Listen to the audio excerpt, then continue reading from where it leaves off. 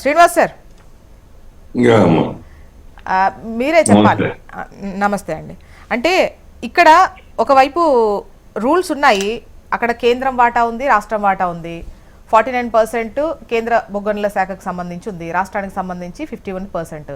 అయితే ఈ టెండర్లు, ఈ ప్రక్రియ జరిగేటువంటి టైంలో ఎటువంటి ఇన్వాల్వ్మెంట్ కానీ ఏ అంశము అసలు మీ దృష్టికే రాలేదా? ఈ కథనాలు ఇవన్నీ అయిపోయిన తర్వాత, బీఆర్ఎస్ అయిన తర్వాత ఈవెన్ బీజేపీ నేతలు కూడా ఇప్పుడు పెద్ద ఎత్తున ఈ అంశానికి సంబంధించి విమర్శిస్తూ ఉన్నారు. అంటే నిన్న కేంద్ర మంత్రి గారు సమాధానం చెప్పడం ఒకటైతే, అంతకుముందు బీజేపీ సీనియర్ నేతలు కూడా ఈ అంశానికి సంబంధించి వాళ్ళు కూడా అవినీతి జరిగింది అన్నటువంటి విధంగా ఈ టెండర్లకు సంబంధించి కావచ్చు, ఇంకా పలు అంశాలు టెండర్లు దక్కించుకునే విషయంలో మంత్రుల మధ్య జరిగినటువంటి ఇష్యూస్కు సంబంధించి కావచ్చు కూడా వాళ్ళు ప్రస్తావిస్తున్నారు. సో మరి మీ వర్షన్ ఏంటి? ఒక్కటి జ్యోష్ణ గారు, ఇప్పుడు ఈ మైనింగ్ సిస్టమ్ అంటే ఇంతకుముందు సోదరుడు దత్తాత్రేయ చెప్పినట్టుగా 49-51 యొక్క షేరింగ్ ఉంటుంది. Central government 49, state government 51. అయినా కానీ కేంద్ర ప్రభుత్వం ఈ దేశానికి సంబంధించిన యొక్క ఆస్తులు, ఈ ఖనిజాల మీద అనేక రకాలుగా జాగ్రత్తలు తీసుకోవాలనే ఉద్దేశంతోనే సెంట్రల్ గవర్నమెంట్ యొక్క కొన్ని రూల్స్ ఫ్రేమ్ చేయబడి యాక్సెప్ట్ చేయబడి ఉన్నాయి. ఈ రెండు గవర్నమెంట్స్ జరుపుతున్నటువంటి ఒక యాక్టివిటీలలో దాంట్లో DG, director general mines safety వాళ్ళు ఉంటారు, లేదంటే కోఆర్డినేషన్ కమిటీ వాళ్ళ ఆఫీషియల్స్ ఉంటారు, అందరు ఆఫీసర్లు ఉంటారు.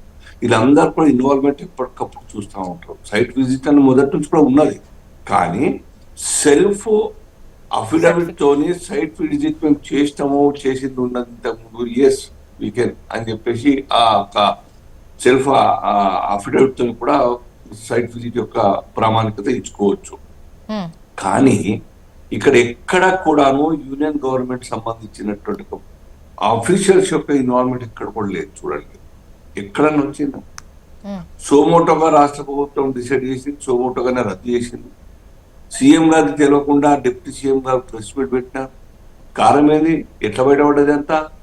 ఎవ్వరికి తెలియకుండా ఇంటర్నల్ గా లోగుట్టుగా చేసుకునే ప్రయత్నంలో భాగంగా ఈ పంపకాల యొక్క తేడా, అండర్స్టాండింగ్ లో తేడా రావడం కారణంగా ఒకరు నాకు కావాలంటే ఇంకొకరు నాకు కావాలని చెప్పేసి కొట్లాడుతూ బయటకు వచ్చింది.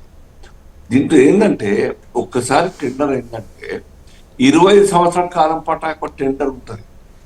సో వాళ్ళకు తరం 2 తరాలు హాయిగా అనేక రకాలుగా సంపాదించుకుంటే అవకాశం ఉంటుంది. కాబట్టి దీని మీద అందరి దృష్టి ఉన్నది. పర్మనెంట్ పరిష్కారాలు సంపాదించే మార్గాలు వెతుకోవడం వాళ్ళందరి దృష్టి ఉన్నది. కాబట్టి ఈ సెంట్రల్ గవర్నమెంట్ యొక్క ఆస్తుల ఎంత షేర్ తక్కువనా కానీ కొంచెం తక్కువనా కానీ వీళ్ళ పెత్తనం కారణంగా ఈ యొక్క మేమే యజమానం, సెంట్రల్ గవర్నమెంట్ ఏమీ లేదన్న ఉద్దేశంతోనే నడుపుతా ఉన్నారు. వాస్తవంగా వీళ్ళదే అయితే మరి నష్టాల గురించి ఎందుకు మాట్లాడతలేరు? టిఆర్ఎస్ సర్కార్లో 25,000-30,000 కోట్ల యొక్క పెండింగ్ బకాయిలు ఉంటే, బాకీలు ఉంటే, ఇప్పుడు మళ్ళా సుమారు 47,000-48,000 కోట్ల రూపాయలు బాకీ పెరిగింది. దానికి బాధ్యులు ఎవరు? అదే కిషన్ రెడ్డి గారు చెప్తా ఉన్నారు, ఇప్పుడు ఖండించినారు. ఇవన్నీ కూడా రాష్ట్ర ప్రభుత్వం గతంలో కావచ్చు, ఇప్పుడు కావచ్చు, చేసినటువంటి ఒక దురాఘాతాలు, అవినీతి యొక్క యాక్టివిటీస్ కారణంగా నష్టాలు పోతున్నాయి. దాని కారణంగా కార్మికులకు వడ్డీలను తీసుకొచ్చి, లోన్ తీసుకొచ్చి శాలరీస్ ఇవ్వాల్సిన పరిస్థితి. దో ఇన్కమ్ రిసోర్సెస్ అనేవి చాలా ఉన్నాయి, చాలా సంపాదించి బోనస్ గా వాళ్ళకు ఏమి అడగకుండా ముందే బోనస్ ఇచ్చేటువంటి ఒక అవకాశం ఉంటుంది. అంత బెనిఫిట్ ఉన్నటువంటి ఒక యాక్టివిటీ అంతా కూడా. కాబట్టి దాని నష్టాలు పోయినా పర్లేదు, మాకు మాత్రం లాభాలు రావడం ఉద్దేశం కొట్లాడు.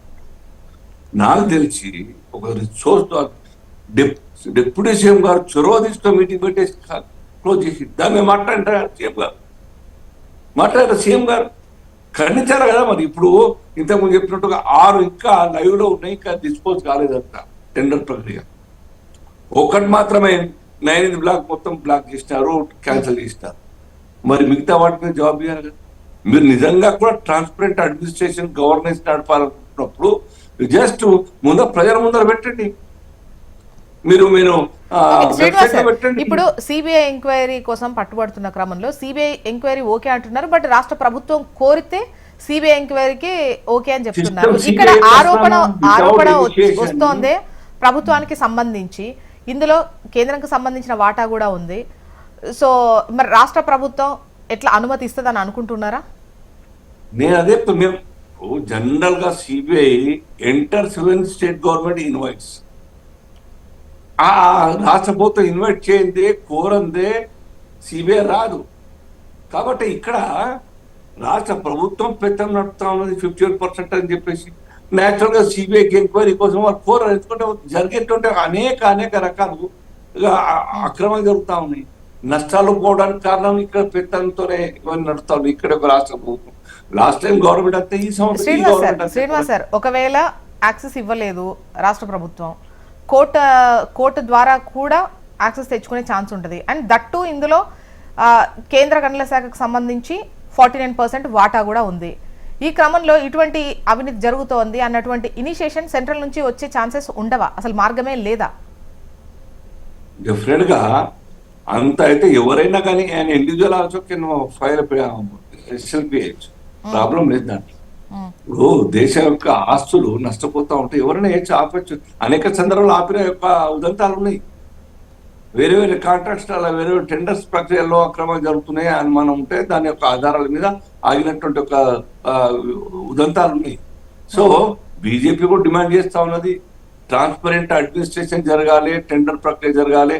మీకు చేత కాకుంటే మీరు అప్పచెప్పండి, అక్రమాలు జరిగినట్టు మాకు అనుమానాలు ఉన్నాయి, మీరు ఎంక్వైరీ చేస్తే మీరు చేయండి, లేదా మాకు అప్పచెప్పండి సిబిఐ ద్వారా మేము ఎంక్వైరీ చేస్తామని చెప్పేసి. కానీ ఇస్తారా వాళ్ళు? అదే మరి కిషన్ రెడ్డి సార్ ఎట్లా అన్నారు, ఇస్తారా వాళ్ళు అని మీరే అంటున్నారు. అసలు వాళ్ళు ఇస్తారా సిబిఐ ఎంక్వైరీ? కానీ మీకే డౌట్ వచ్చింది.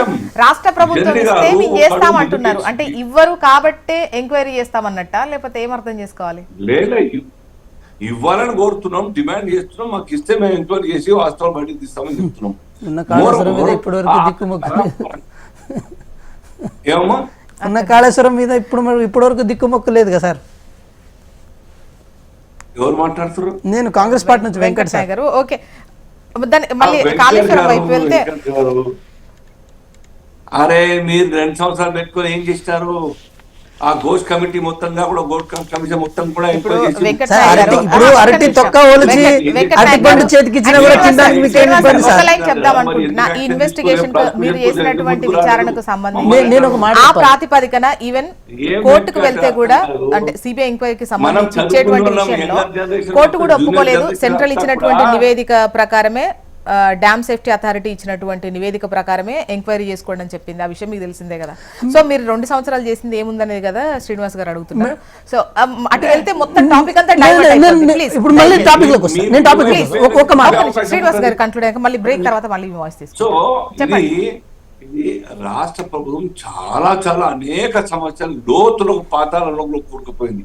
ఇంటర్నల్ డిస్ప్యూట్ కారణంగా, అత్యాశ దురాశ కారణంగా ఈ ప్రభుత్వ హయాంలోనే మొత్తం సంపాదించుకోవాలి అనే ఒక దురాశతోని ఒకరి మీద ఒకరు సౌత్ కాంట్రాక్ట్ల కోసం కొట్టాడుకున్న విషయం చూస్తే మనం మునుగు యొక్క సమగ్ర సార్వత్రిక అట్లా అనేక రకాలుగా ఒకరు జూపల్లి కృష్ణారావు అయితే ఇష్టంగా వచ్చి మాట్లాడుతున్నారు. మొదటి ఫస్ట్ మళ్ళీ మీ వాయిస్ తీసుకుంటా.